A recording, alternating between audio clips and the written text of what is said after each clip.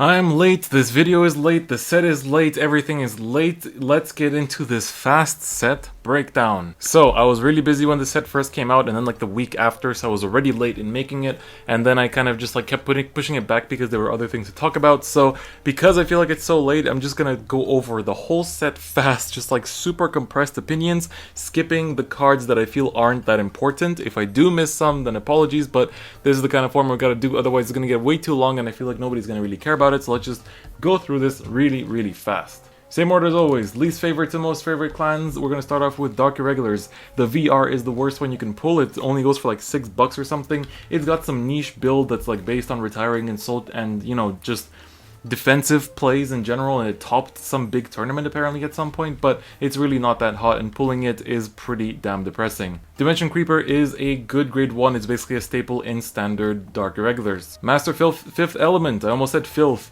is a good new card for No Life King. It kind of helps extend both for the premium deck as well as the standard deck, so there's that. Flirtatious Succubus gives more options for the standard build. Baal is like a backup grade 3 for budget decks. Dark Soul Conductor is part of that like defensive build. Alluring Succubus is good for finding your no-life kings, whether it's standard or premium. What the hell, why are Mirsh, Sabina, and Pavla so cute but have such terrible skills? Awful Nail is really good for standard, just because of that free soul charge for basically no reason. Direful Noise makes Persona 5 noises, and Pathfinder of Wind looks like a Bladewing. Pale Moon, aka the support that made me sell the deck. End of Stage is actually a pretty good card that a lot of people are overlooking. It actually works pretty okay as a first ride by just using that first skill because you have a lot of different cards that empty your soul, and then even then if you do have to write it on top of another grade 3, it still does its job and has a guard restrict, but in the end the first skill is really what makes it shine. Misdirection is drawn by Gavriel's artist, and therefore she is the best. But generally she's actually a really good card. She basically fuels your soul a little bit and gives you an extra card advantage. Dancing Princess is nowhere near as good as her original form, but I mean this one's still pretty okay, especially in standard. Quantum Mechanics is also nowhere near as good as his original form, but is still pretty damn good because you're able to actually draw extra cards, so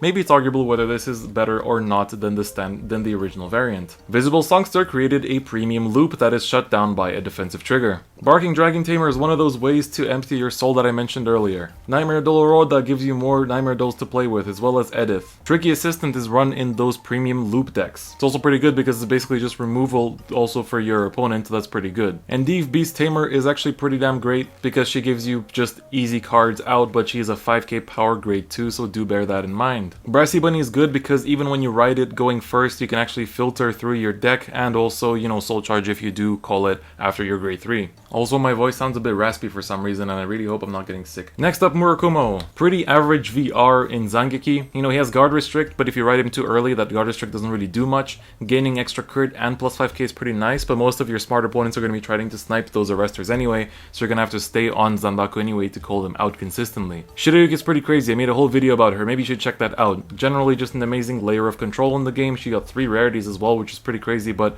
Shirayuki is just insane. Just makes Murakumo tier 1 for quite a while, at least until Bermudas are out.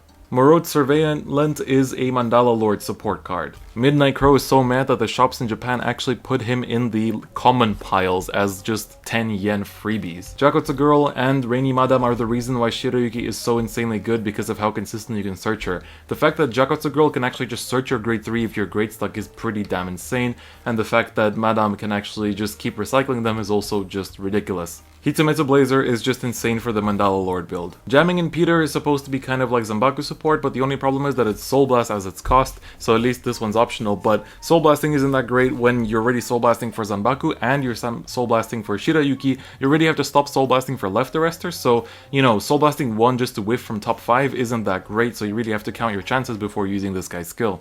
Metamorphox is part of some premium loop combo. Deiko Slug has seen some use in just kind of recycling a bunch of your units and is actually seen as a pretty good card. Also, if I'm not mentioning some cards, that doesn't mean the card's bad, I just don't think it stands out right now in the competitive sphere, and that's all because we gotta go fast. We still have 2 clans to go through. They just had to release a trial deck to make this even harder to do. Greyon is one of your main grade 3s for deleters. It deletes as an act, therefore it's not that good in premium, but obviously being a great card in standard and also being in a trial deck is pretty damn good. But for whatever reason it also got its VDR in the main set. Gaeli is actually insane. You know, going second you get to bind something, and if you don't bind something you draw.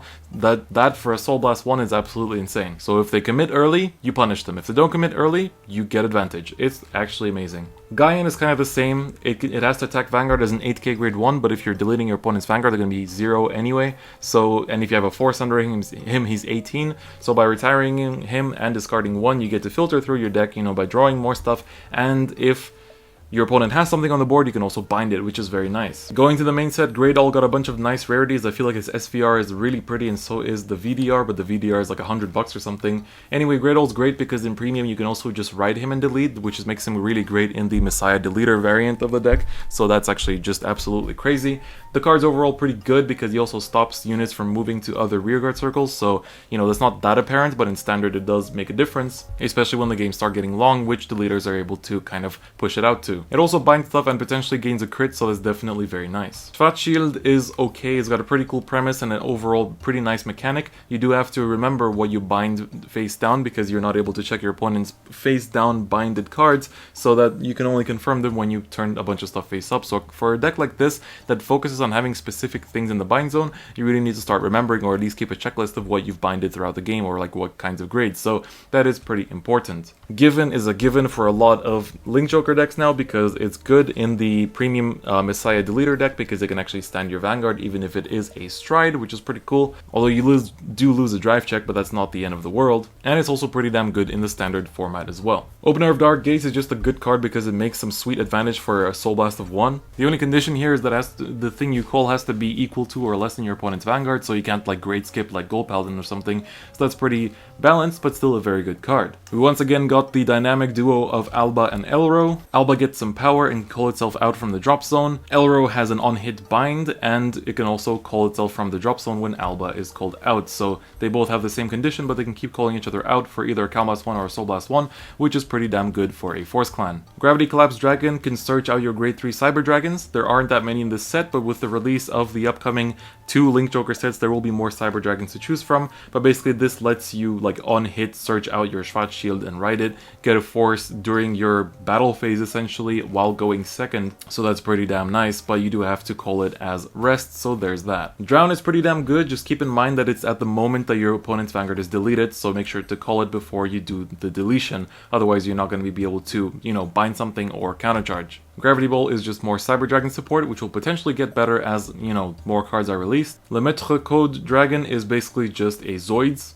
or Zoid is the singular, I guess. Jaga is pretty interesting control, but I don't think it has seen that much play so far. And then Manipulator of Gravity Fields can potentially get quite good if there are more skills that like get released for Link Joker that rely on Soul Blasting, so that way you can actually put this into the Soul and just pump your field by magic numbers as well as you are running a Force Clan. And we've reached the final stop. I'm not sure why I put Shadows last. It was kind of close between this and Link Joker because I'm planning to build Link Joker in the future, but deleters aren't that hype, and Pale Moon I kind of sold, so I wasn't that hype for them. But anyway, Shadows hogged a total of 2 of the reprints secret rare slots in this set, which are both Blaster Dark and MacLear, so that's, you know, for you high rarity people, that's going to be pretty important. Gust Blaster Dragon had a meme going on that even Bushroad caught onto and posted in their newsletter, which is that Gust Blaster Dragon does not have guard restrict, but it's still a damn good card because you can easily retire stuff from your opponent, you gain power and draw cards from that first skill, and then every time something is retired, so this includes, you know, you calling over your own stuff